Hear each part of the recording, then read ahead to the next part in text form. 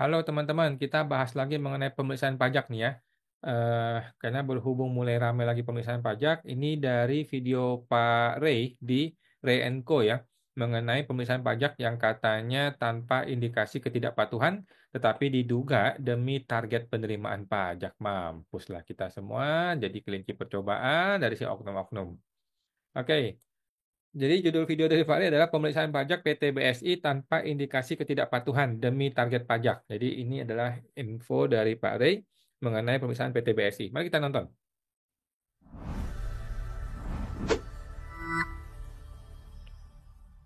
Selamat siang rekan-rekan, khususnya rekan-rekan yang bergabung di P5I, Perkumpulan Profesi Pengacara dan Praktisi Pajak Indonesia.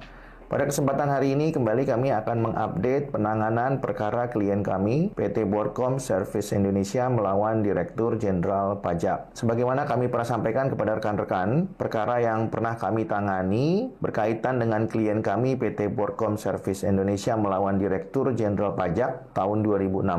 Maka pada kesempatan hari ini kami ingin menyampaikan bahwa Jadi pernah ada sengketa tahun 2016 ya. klien kami disampaikan SP2L dari KPP Madya Jakarta Pusat. Adapun SP2L tersebut SP2L dari KPP Madya Jakarta Pusat, ini nih WP-nya WP KPP Madya ya, Broadcom Service Indonesia. Bapak Safril Ramot Aldo, ini kapan yang kejadiannya nih? Oh, September 2024. Oke, September 2024. Untuk pemeriksaan tahun berapa nih? Oke, kita lihat ya. berkaitan dengan tahun pajak 2021 yang rekan-rekan Oke, 2021 ya. Tahun pajak 2021 ya. Ingat teman-teman ya, jangka waktu pengujian paling lama 6 bulan ya prosedur pemeriksaannya. Kalau sudah lewati 6 bulan, berarti sudah batal demi hukum ya. Tetapi oknum-oknum mah nggak peduli ya, dia hajar aja terus. bisa lihat di layar rekan-rekan. Oke, tujuan pemeriksaan adalah menguji kepatuhan pemenuhan kewajiban perpajakan. Oke.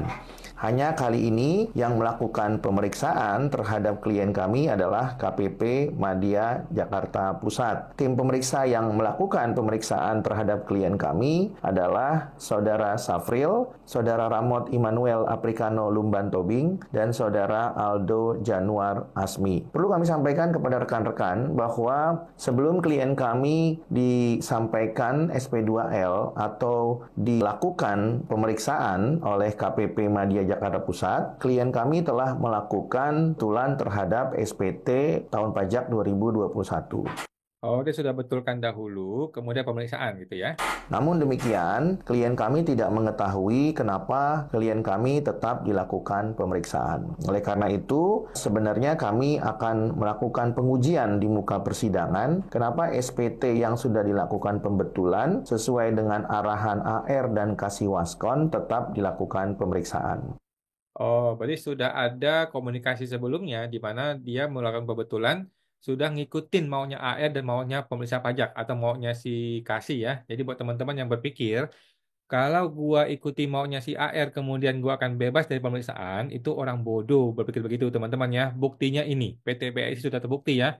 Hanya orang bodoh yang berpikir kalau gua ikuti maunya si AR atau Kasih maka gua akan aman dari pemeriksaan. Jawabannya tidak, teman-teman yang nggak ada hubungannya dan nggak ada urusannya.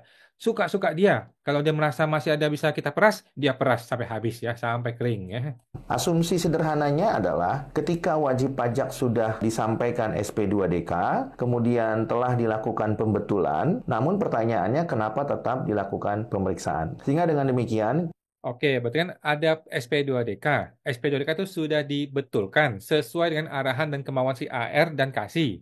Apakah itu aman? Jawabannya tidak, teman-teman ya. Tidak dan nggak ada urusan dan nggak ada hubungannya. Jawaban yang benar adalah suka-suka si oknum. Kalau dia merasa masih bisa kita peras, ya walaupun SP2DK sudah mengikuti arahan mereka, dia hajar juga SP2L. Jadi nggak ada urusan, nggak ada hubungan. Jadi buat teman-teman yang terima SP2DK, lu tidak perlu berpikir bagaimana gua bisa selesaikan ini dengan baik-baik. Tidak usah. Yang mesti lu pikirkan adalah yang benar bagaimana. Gua akan ikuti yang benar. Kalau gua perlu pembetulan, gua pembetulan. Kalau gua perlu bayar, gua bayar. Begitulah pola pikir yang betul dari seorang konsultan pajak yang benar atau seorang wajib pajak yang benar, teman-teman ya. Bukan mengikuti arahan AR, bukan mengikuti arahan dari kasih, tidak. Yang benar adalah ikuti kondisi sebenarnya. Lakukanlah pembetulan atau bayar pajak sesuai yang seharusnya lu bayar, bukan sesuai arahan dari AR. Nanti lu sakit hati seperti PT BSI ini ya. Sudah gue ikuti maunya si AR, SP2DK sudah closing, kenapa masih ada SP2L, masih ada pemeriksaan? Ya, SP2DK ya. Sudah ikuti SP2DK-nya, sudah ikuti closing SP2DK, kenapa masih ada pemeriksaan? Gitu kan? Nah, kekesalan ini kan muncul kalau lu hanya sekedar mengikuti maunya si AR. Gitu kan? Jadi faktanya adalah tidak ada hubungan antara closing SP2DK dengan tidak ada pemeriksaan. Tidak hubungan. Bukti sudah terjadi nih. Diperas ini kan, habis nih.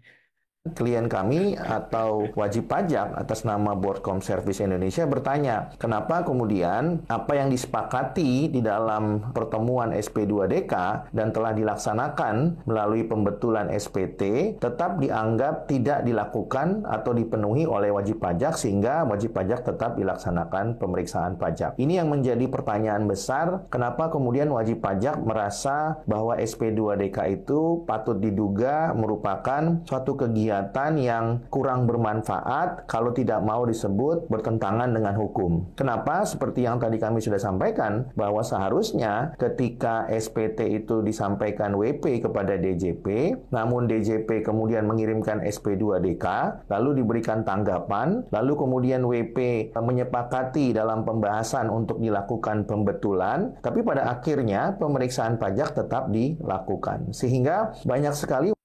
Gue setuju teman-teman ya. Jadi buat apa ada SP2DK di closing kalau itu tetap pemeriksaan? Setuju kan? Setuju, semua orang ngerti ya. Tetapi kan orang pajak nggak punya logika seperti itu. Logika orang pajak adalah si oknum nih ya di negeri Konoha ya. Kalau masih bisa kita peras, jangan kita lewatkan kesempatan itu ya. Kalau masih bisa kita hisap, jangan sampai kita lewatkan. Kita harus lanjutkan pemeriksaan sampai habis setiap tahun kalau perlu kita habisin. Kira-kira gitu ya, oknum di negeri Konoha. Wajib pajak termasuk klien kami yang menganggap bahwa pelaksanaan P2DK ya yang kemudian telah disepakati baik secara lisan maupun tertulis dalam bentuk berita acara pelaksanaan P2DK tidak bermanfaat dan hanya kemudian menghabiskan waktu dan cenderung merupakan upaya Direktur Jenderal Pajak untuk mencari penerimaan negara dari hal-hal yang patut diduga diada-adakan ya atau sengaja. Diada-adakan atau akibatnya kalau bahasa kerennya itu fishing temannya, fishing, mancing, mancing. Jadi dikasih umpan SP2DK, pancing dapat satu. Nanti dipancing lagi nih SP2L. Kalau dapat satu gitu ya. Nanti pancing lagi SPHP, pancing dapat lagi gitu ya. Jadi oknum-oknum ini mindset cuma satu. Mindsetnya cuma satu. Kalau masih bisa kita peras demi penerimaan negara ya, demi negara bukan demi pribadi gue loh ya, demi penerimaan negara kita peras sampai habis sampai kering gitu ya. Eh, Pemikiran dari oknum-oknum pajak di negeri Konoha teman-teman ya. Kalau Indonesia mah nggak ada yang begitu ya. Dicari-cari demi mendapatkan penerimaan negara. Atau dengan kata lain, ini adalah upaya yang dicari-cari agar kemudian wajib pajak bisa melakukan penyetoran pajak. Karena pada akhirnya wajib pajak juga tetap dilakukan pemeriksaan. Sehingga dengan demikian, klien kami berpendapat bahwa upaya pembetulan itu tidak bermakna apa-apa, apalagi dihargai. Namun demikian, untuk menguji hal tersebut, kami akan membuktikannya nanti di muka persidangan, dan tentunya ini merupakan suatu pembuktian bahwa seharusnya Dirjen Pajak ketika melakukan pemeriksaan pajak terlebih dahulu harus mempunyai dugaan atau indikasi ketidakpatuhan. Apalagi. Nah, ini yang dikomplain sama Pak Rey ya, dan gue rasa semua orang komplain termasuk gue juga ya. Ketika lu memulai pemeriksaan, pertanyaan pertama dari wajib pajak adalah, gua punya nggak indikasi ketidakpatuhan? Apakah kami punya indikasi ketidakpatuhan? Itu yang kau pertanyakan. Dan orang pajak, si oknum pasti menjawab, kami tidak perlu punya indikasi ketidakpatuhan untuk memulai pemeriksaan. Kan mampus kalau digituin sama oknum pajak. Lagi gimana ceritanya? Lu mau periksa orang, sudah dimulai pemeriksaannya, tetapi belum ada indikasi. Berarti kan lu ngasal-ngasal aja. Berarti kan lu atas dasar subjektif. Berarti kan lu cuman kepengen aja. Mari kita periksa yuk. Kita kita uji-uji aja, coba-coba aja. Kalau dapat ya bagus ya. Kalau nggak dapat ya minimal minimal kita hantam dulu lah. Nanti tinggal dia ngurus ke pengadilan. Kira-kira gitu ya. Mampus lah wajib pajak digituin, mati kita semua. Ya, harus ada dong indikasi ketidakpatuhannya dulu apa, baru lo boleh mulai pemeriksaan. By the way, indikasi ketidakpatuhan nggak cuma asal ngomong, harus ada dokumennya, ada kertas kerjanya, ada dasar penelitiannya, ada laporannya, masih ada. Kalau nggak ada, berarti kan omon-omon. Berarti kan lu sengaja mencari-cari kesalahan wajib pajak. Coba-coba gitu loh. Mati kita digituin sama Dalam oknum. hal ini klien kami sudah menyampaikan pembetulan sebagaimana yang diminta oleh AR dan Kasiwaskon. Tapi kenyataannya justru pemeriksaan tetap dilakukan. Persoalannya sekarang apakah pemeriksaan pajak ini berdasarkan indikasi ketidakpatuhan atau berdasarkan penilaian subjektif daripada Direktur Jenderal Pajak dan jajarannya, khususnya dari tim pemeriksa KPP Madya. Nah, betul ya. Jadi munculnya pemeriksaan ada dua kemungkinan. Kemungkinan pertama adalah alasan subjektif, suka-suka elu aja sewenang-wenang. Alasan kedua adalah sudah ada indikasi ketidakpatuhan. Ini yang dipertanyakan oleh Pak Ray, oleh wajib pajak, oleh gua, dan oleh kita semua ketika dimulai pemeriksaan. Dan menurut kita nggak boleh sembarangan dong. KPK aja nggak bisa periksa orang kalau belum ada indikasi.